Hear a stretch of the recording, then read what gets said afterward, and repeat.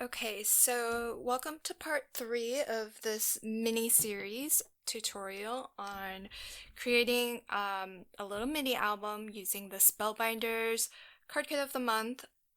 This particular card kit that I'm using is from January 2020 and it's called Love the Moment. This is the little info sheet for it.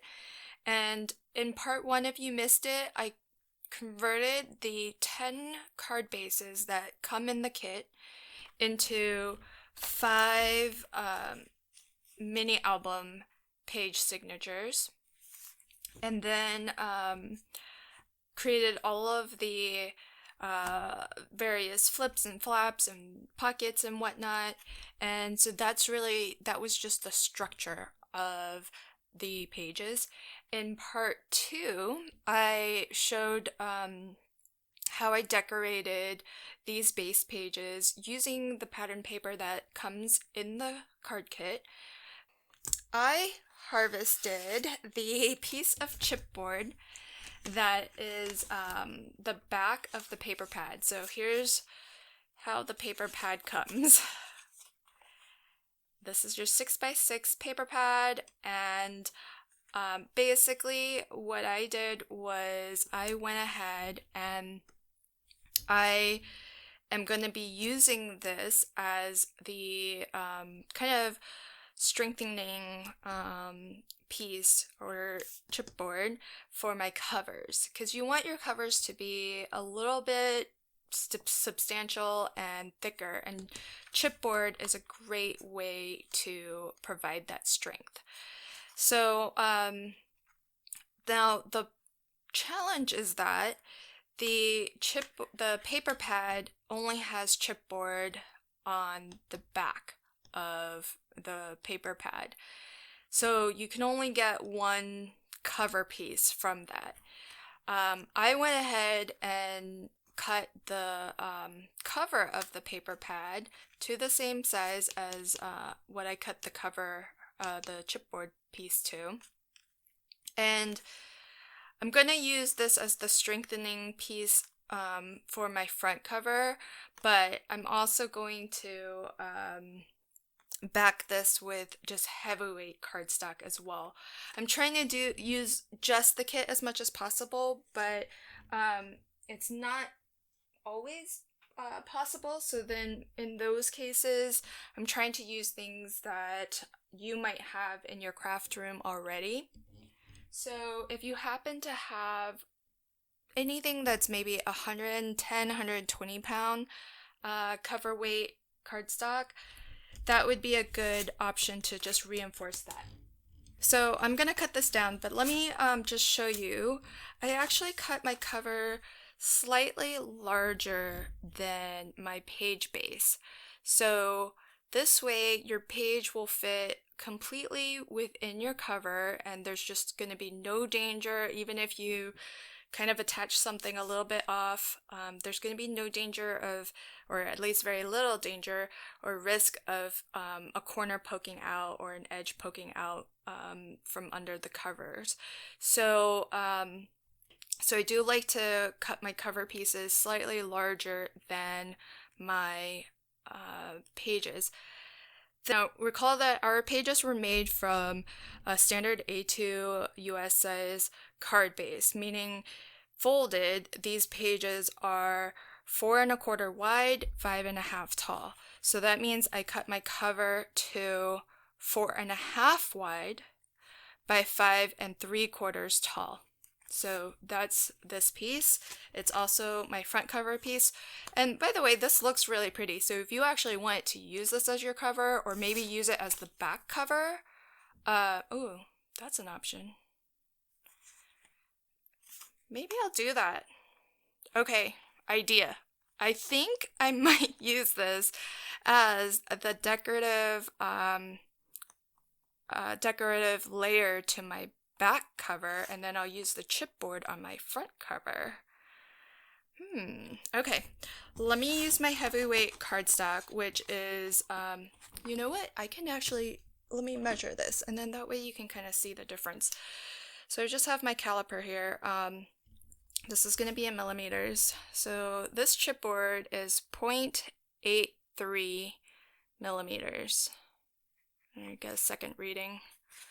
Just 0.88, 0.86, so somewhere around 0.85 is probably the average.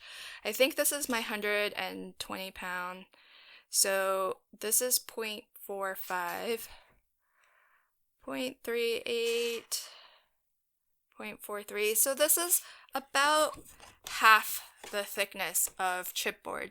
So what I might end up doing, just so that my covers feel balanced, is I might cut 2 pieces of my heavyweight chipboard heavyweight cardstock and layer them up to equal this piece of chipboard. Okay, so I went ahead and I cut 2 pieces of my heavyweight cardstock, and I lined it entirely with double-sided adhesive tape.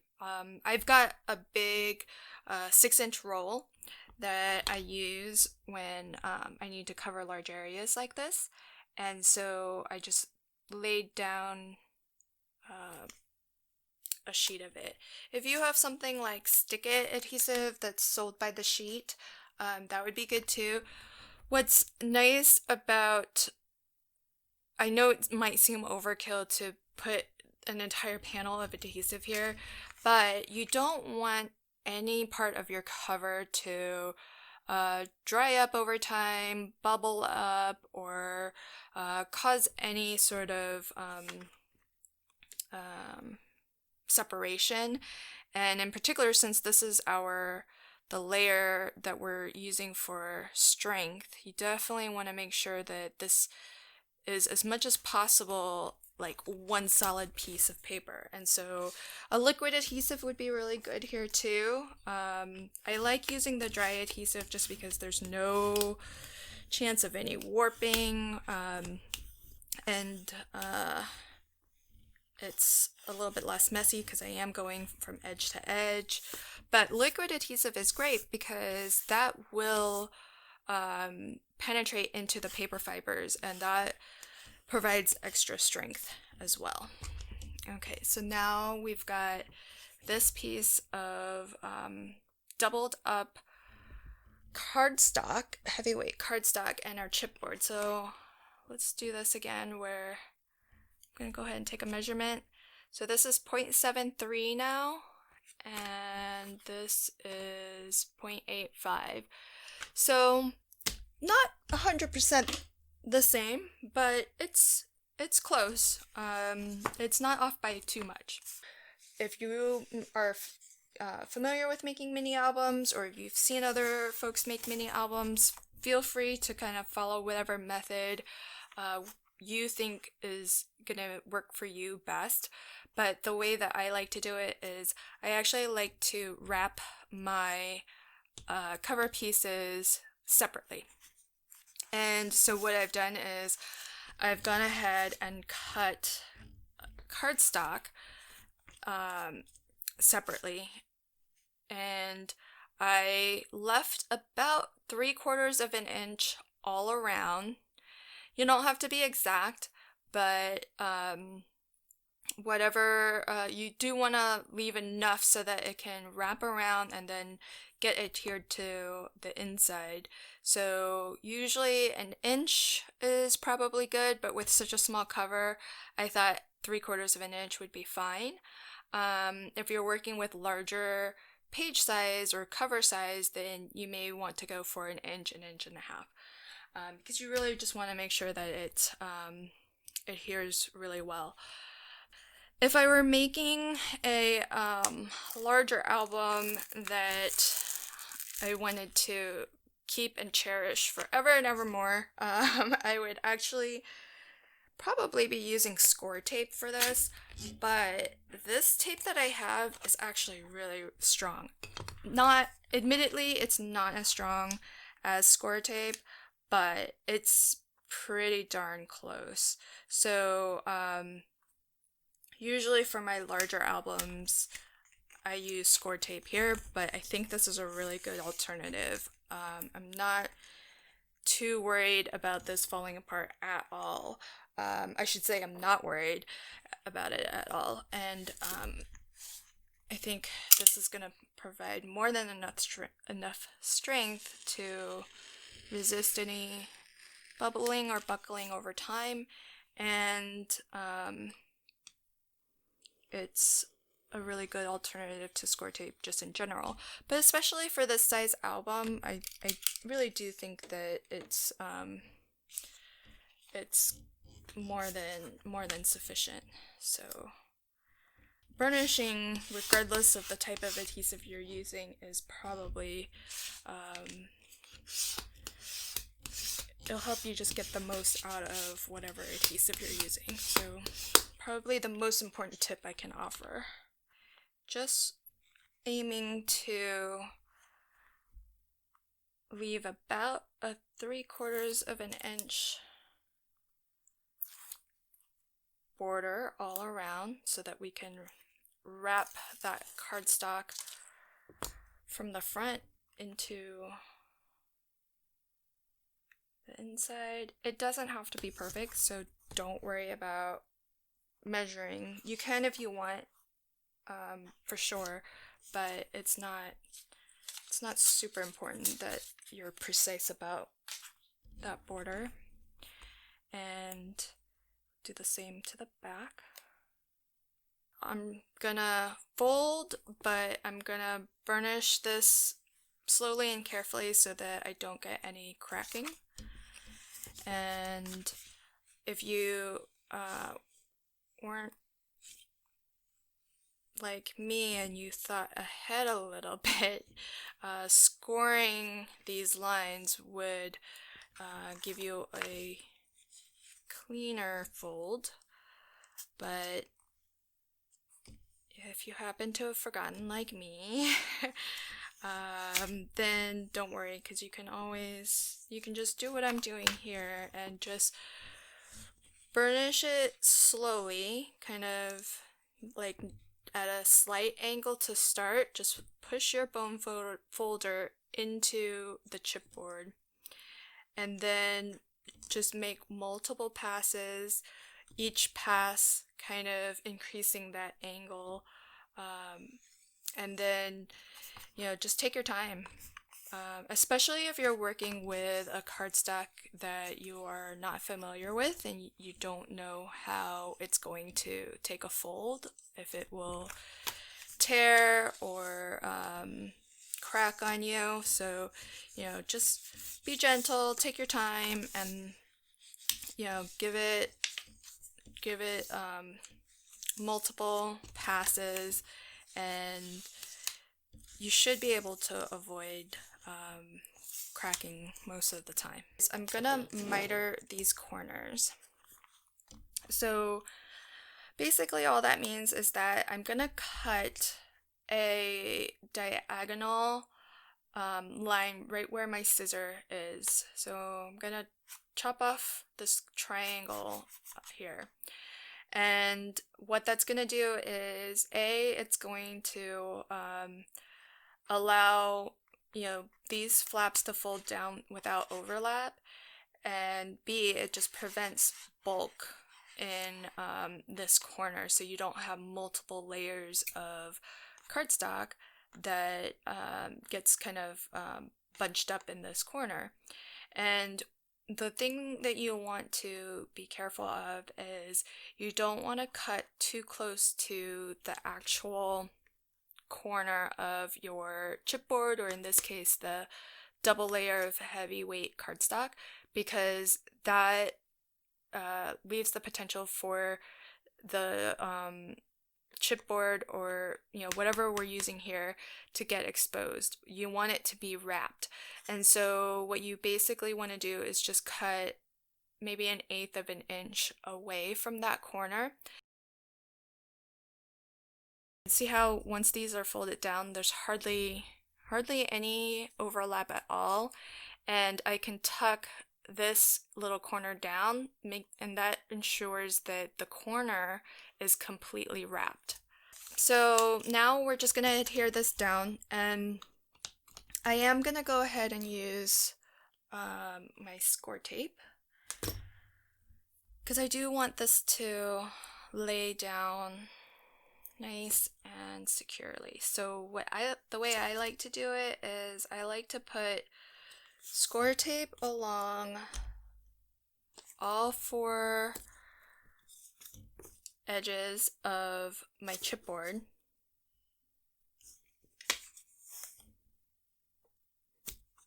And get it as close to the edge as possible. And whenever I'm working with my score tape, I do try to not touch the adhesive. So I just hold it, when I peel it off, I just hold it from the sides. That way I don't get my fingers in the adhesive, and hopefully that, again, just keeps the adhesive at its maximum strength, because otherwise, if you touch it, you kind of take away some of its stickiness. So then the next round of adhesive that I'm laying down is along the edge of the flaps. And then this way, I know that there's 100% coverage, adhesive coverage from corner to corner here and from corner to corner there. When I start to adhere this, the other thing I do like to do is use some liquid adhesive. And these are tips that I've just learned from watching other album makers on YouTube. So this is not something that I've necessarily discovered on my own, but having done it for a while now, I definitely see the value in it. So if you run just a bead of glue in this channel,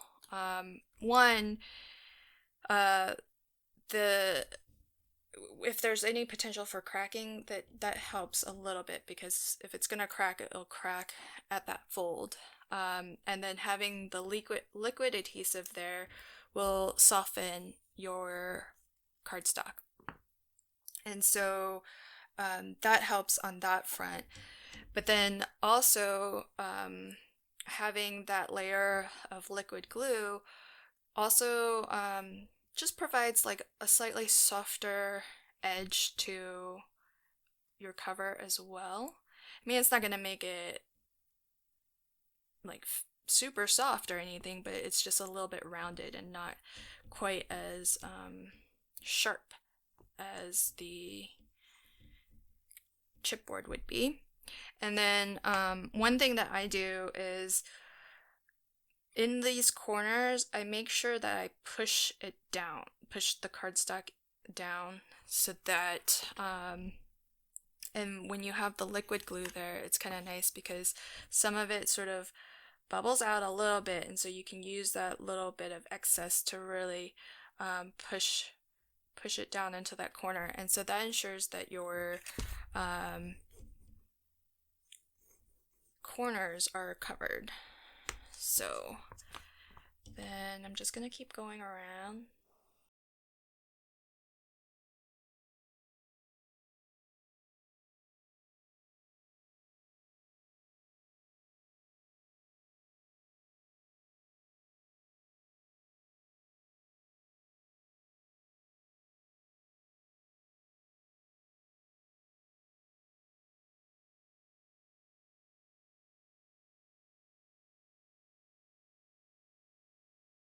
Now switch gears a little bit, and we're gonna work on the hinge.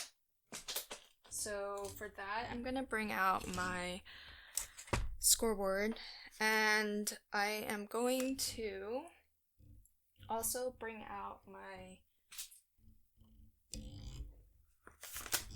album pages, and then I did already cut down a piece for my hinge, and so I want to go ahead and use that. Okay, so I did already score this, but I want to talk you through it, as well as show you what I did. So I cut this to be, our album pages are 5.5 inches tall.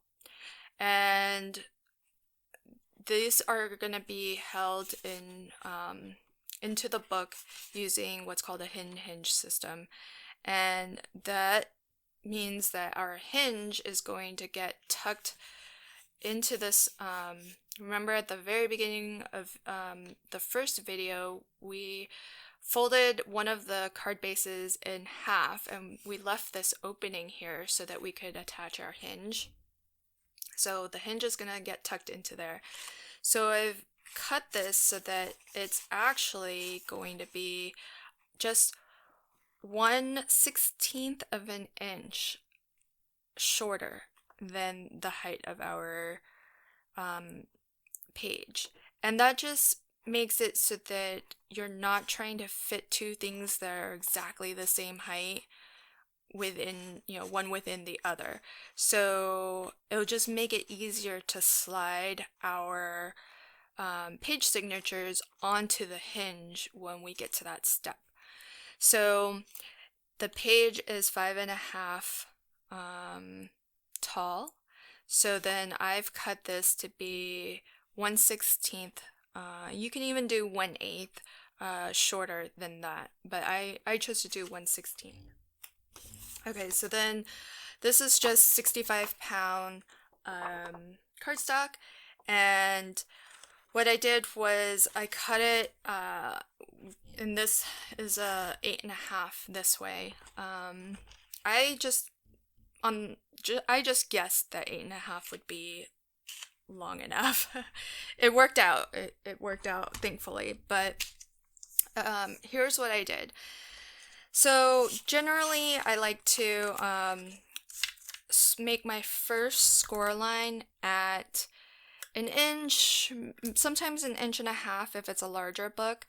But essentially, this first score line that I make is going to be where our hinge overlaps with the front cover. So you want to leave yourself at least 1 inch, maybe 1.5 inches if you're making a larger album, just so that there's enough that's going to hold this piece onto the cover, and that your spine and your hinge doesn't separate from the cover.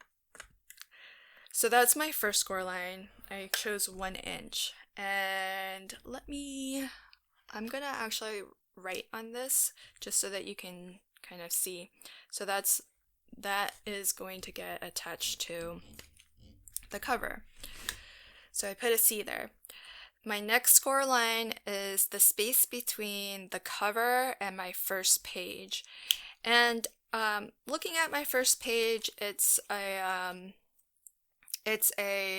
gatefold, so it's got a couple of extra layers of cardstock. It's gonna have a photo or two, but I don't imagine it's gonna be too bulky. So I'm gonna score at a 1/4 of an inch from my previous score line. So I'm gonna give a 1/4 of an inch room between my front cover and my first page, and then that gives me some room in case I want to add a little bit of a dimensional embellishment to this front cover, which I haven't decided whether or not I want to do, but I want to leave myself that option. So that's why the little extra room there. My next two score lines are going to be for the hinge that's going to hold my first page signature. And for my hinge, I want to be 1/2 inch tall. So I'm going to score 1/2 inch, and then I'm going to give it another 1/2 inch score. So that's going to be these two pieces, sections are going to be adhered, and then that's going to create the hinge for page signature 1. So I'll just label that 1. So then looking at my pages, between page signature 1 and page signature 2, there's really not a lot front of page signature 2 doesn't even have any flips or flaps, so at most a photo will get placed here. Page signature 1, the back of it just has this little half flap, so maybe there's a photo here. So this isn't gonna need a lot of room because there's not a lot between these two pages. So I decided to only leave 1/8 of an inch gusset because, you know, why leave more of a gusset than I need? So then next I need the hinge that's going to hold page signature 2. So all of my hinges are going to be 1/2 inch tall, so I score 1/2 inch from my previous score line and another 1/2 inch from that score line. So that's going to be to hold page signature 2. Then looking at the space between page signature 2 and signature 3, there's a lot going on here because it's a Z-fold, and so the Z-fold has all of these extra layers of cardstock, and the Z-fold has a lot of opportunities to put photos. So I want to just make sure that there's going to be room, ample room between these two page signatures to contain all of that without, you know, my ultimate goal is that once all the photos are in, I don't want the album to kind of balloon out. So I want to try to make sure there's enough room between each page signature to accept photos and the extra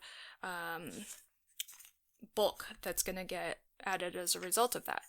So I'm going to give between page signatures 2 and 3, 3/8 of an inch. So I'm going to score 3/8 of an inch from my previous score line. That's so far the largest gusset that I've made.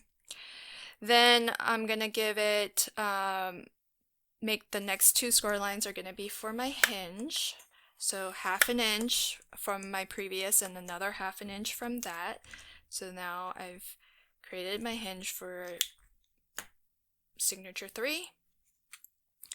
Between signature 3 and 4, not a lot going on. There's just one extra layer of cardstock, but this is a pocket. It's not a very thick pocket, so you won't be able to add a ton, but you will be able to add some. So I don't want to go quite as narrow as 1/8, so I'm gonna give it 1/4 of an inch. So I'm gonna give it 1/4 of an inch gusset, and then from that I'm gonna give it my next page, my next two score lines are gonna be to hold page signature 4. So that's page signature 4. That's the hinge for page signature 4. And now we're coming up on to between page signatures 4 and 5. This is similar to the space between page signatures 1 and 2, where this is flat, there's nothing going on here, and this only has the little half gate. So I'm gonna do the same thing where I only give it 1/8 of a gusset because it doesn't really need that much room. And then from that gusset, I want to make my last two score lines for the final hinge that's going to hold my 5th page signature. So those two are in, and then the last score,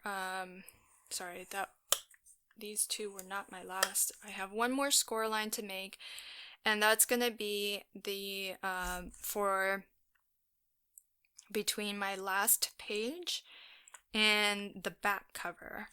So for that, I'm gonna look at page signature 5 here, and this was the one that had the extra bulky butterfly that we put on there. And so I think I'm gonna give it a good 1/4 of an inch. Do I need to go to 3/4? Or not 3/4, but 3/8? Maybe I'll give it 3/8. That should work okay. So there we landed at 7.5.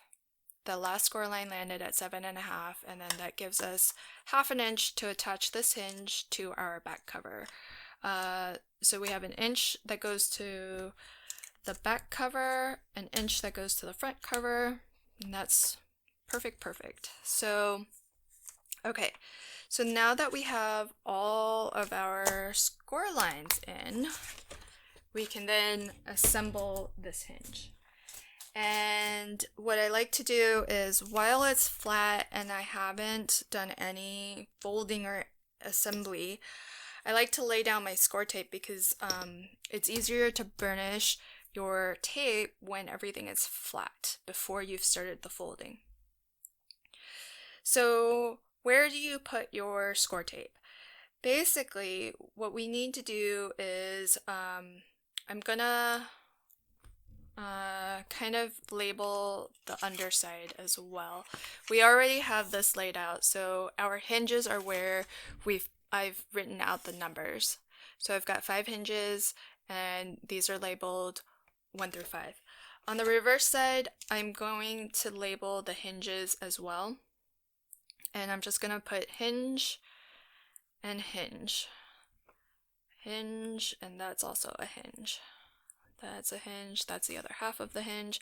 It's easy to identify the hinges in this case because they are my widest score lines.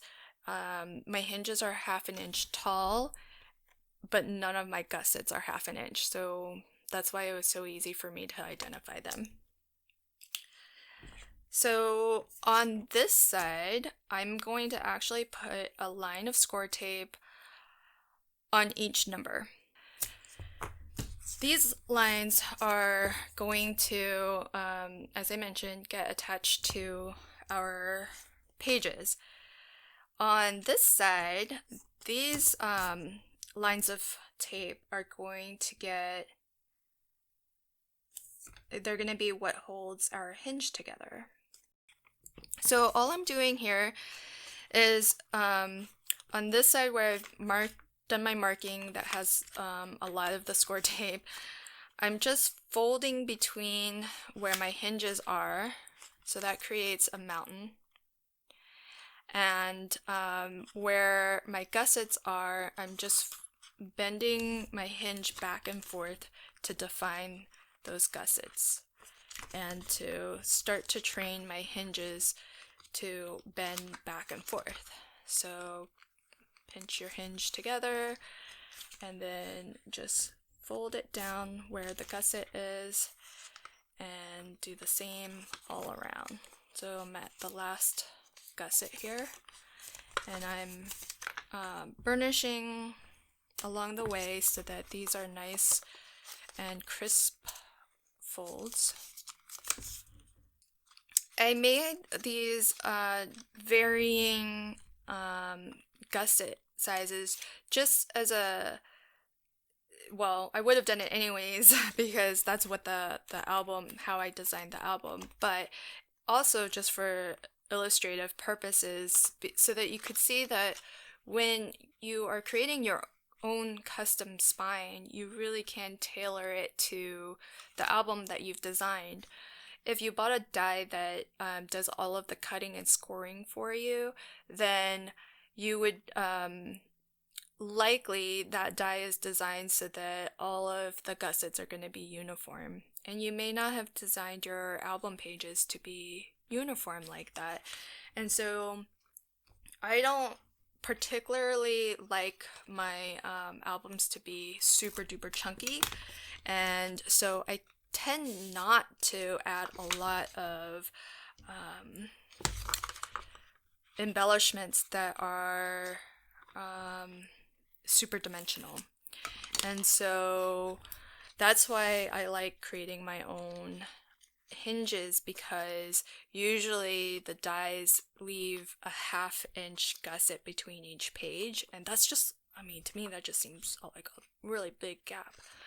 Okay, so then all I'm doing now is I flipped over to the back side. This is the side where for each set of score lines that defined our hinge, there's only the one line of score tape. I'm gonna just peel back that line of score tape and pinch the hinge together so that now our hinge actually stands up. So you can see here are the first two, and so you see these are our hinges. They're stuck together. They have tape on both sides so that they can fit into our pocket pages and hold our pocket pages in. I'm going to measure this hinge because you'll notice I didn't cut a spine, and that's because I wasn't sure at the moment how wide I needed that spine to be. But now that we've made our determinations of how much of a gusset we need in between each page, now I know how that has dictated how wide my spine needs to be. So I can just take a ruler to this and measure from the very first score line to the very last score line, and that gives me the width of my spine. I am going to check to see if initially we had cut this chipboard from the back of the paper pad, and if this, oh my gosh, yay, guess what, it fits. Oh yay, it's just barely, it's just like ever so slightly more narrow, but that's okay. I'll just cheat in a little, and plus once we wrap this, it'll be a little bit thicker too. Wow, that worked out really well. I'll just use my 3/8 of an inch score tape here, and I'm gonna line this entire piece of chipboard. It's exactly the same reason why I lined the cover pieces in full. We don't want any lifting here.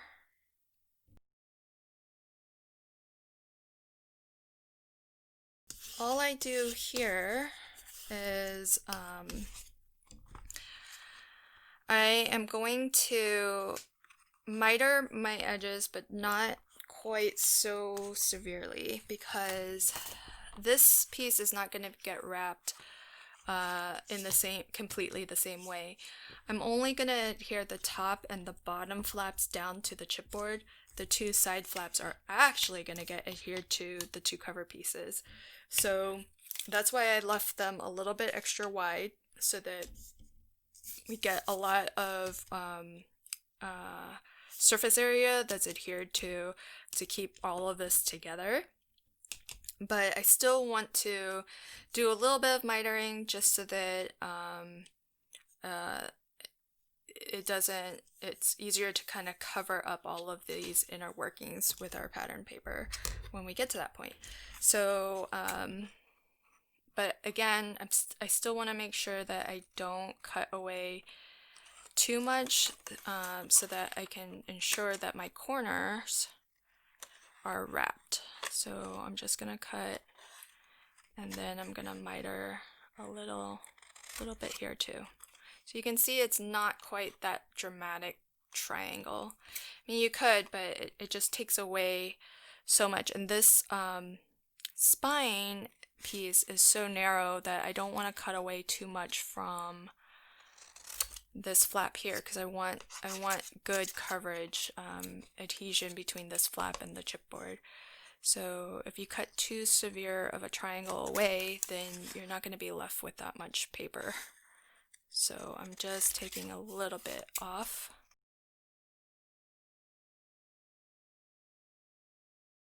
Similar to last time, this time though, I'm just gonna put tape top and bottom, because those are the only flaps that are getting adhered to the chipboard.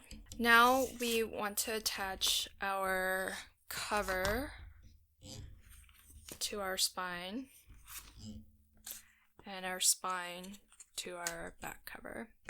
The other reason why I really like wrapping these pieces individually is that the cover lays really flat. So it moves really easily, it lays really flat. I just overall just really prefer it, and for me the construction is a lot easier. So then now our spine is going, our hinge is going to get nestled in here, and we did cheat this in a little bit, so I'm gonna have to kind of rescore because technically the hinge is a little bit wider than our spine, because I wanted to use that piece of chipboard.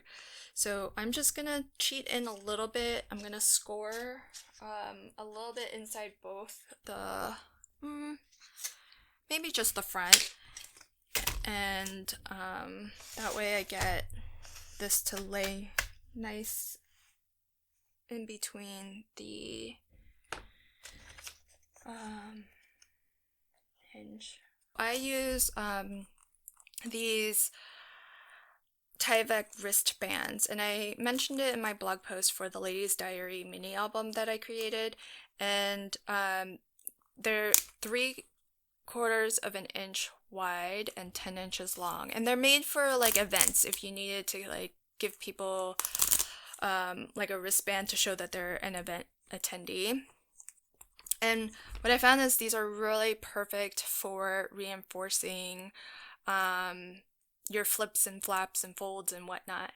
And so what I've done is, if I'm not like trying to, like I mentioned with the hinge, I need like a larger panel because I lined this entire piece of cardstock before the folding. But these are so convenient because they're 3/4 of an inch, and I can just reinforce my flips and flaps and folds. And here I'm just trying to reinforce this fold, this fold at where the spine meets the two cover. So to use this, all I do is I just put a line of score tape, 1/4 inch score tape along both long edges, and in the center where my fold is, there's no adhesive. And so now I can just lay it down right where it needs to go, and I'll just snip it to the length that I need. And then I can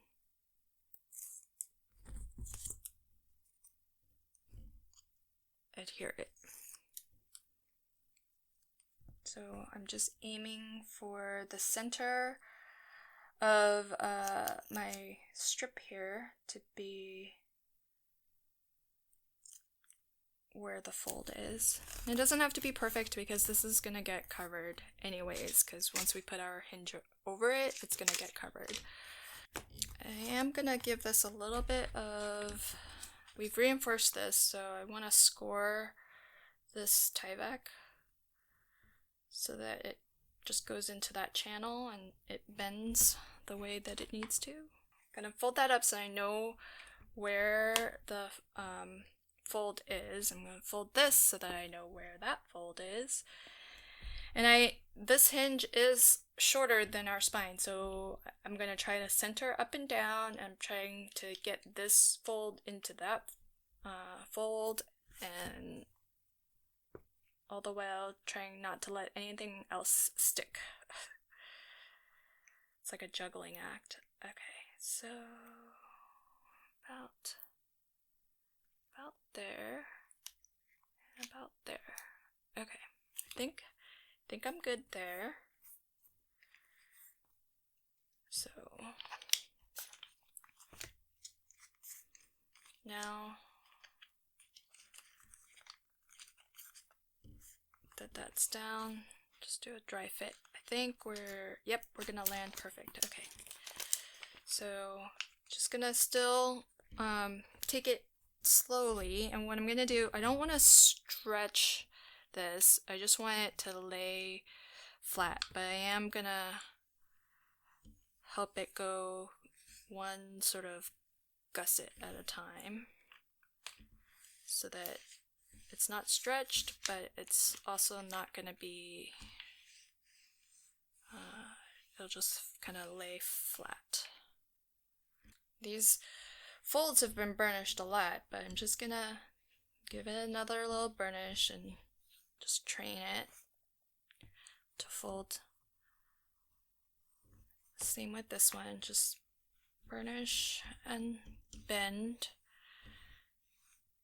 so that it gets used to bending. I mean, every layer we add provides strength, but that also means it kind of stiffens up our folds. So if we want everything to kind of continue to fold with ease, then we need to continue to kind of train and exercise the paper so that it's used to doing that.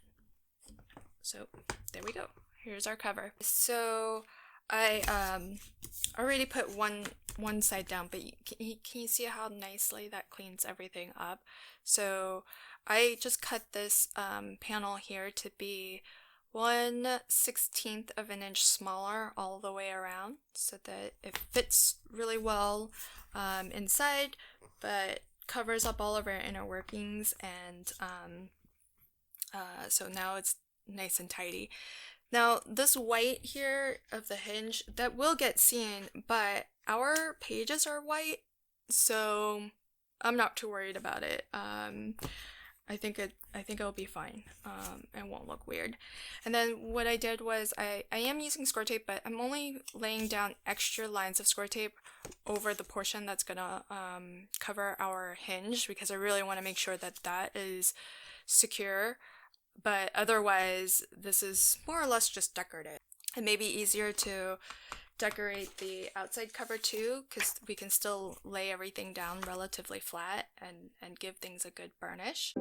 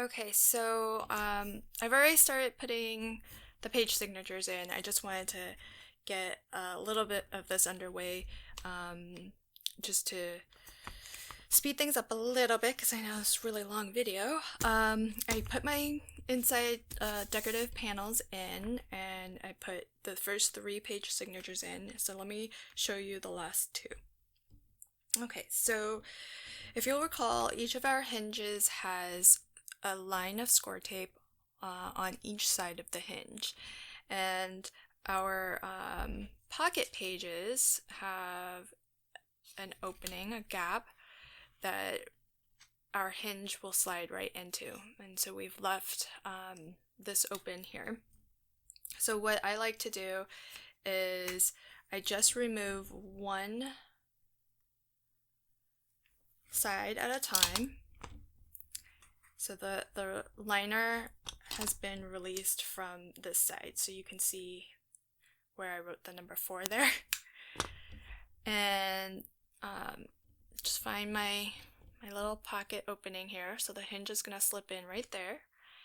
And I just open it up and slide this right in. Now the side that's on closest to me, I'm gonna push more I'm going to lift this up more so that it's not touching the adhesive quite yet, and then I'm going to slide it in. And holding all of the pages up, I'm just going to kind of line everything up, and then I'm going to press the page into the hinge. And folding it down, make sure that the page will fold down both ways nicely. And then, see, we have a top-loading pocket page here, so that makes lifting this up super easy so that you can just peel off the paper release liner to the other side of that hinge, and then you can just lay that down. We're going to give all of this a good burnish when we're done, but now you can see that page is in, lines up with all of our previous pages. All the pages lay flat down, and we only have one page left to put into our book. So I'm going to get that up, and I'm going to open this up so that I know where my hinge goes. And again, I'm going to try to keep the side that has the adhesive exposed. I'm going to kind of keep that away as much as possible while I slip. See how I can like bend this up all the way? Because we didn't glue, when we taped the bottom down, we didn't go all the way to this edge, and that was so that we can leave this open to attach the hinge. But then that also means I can kind of hold that open while I slip this on.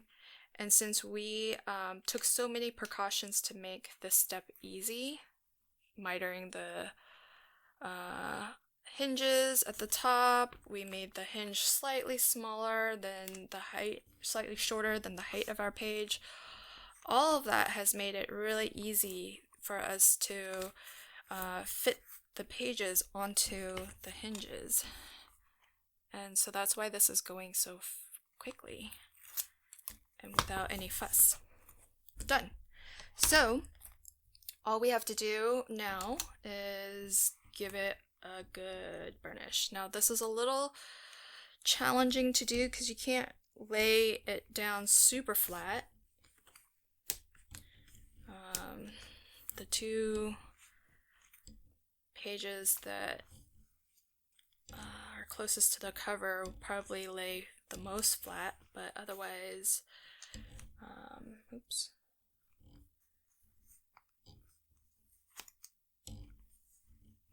Just do your best.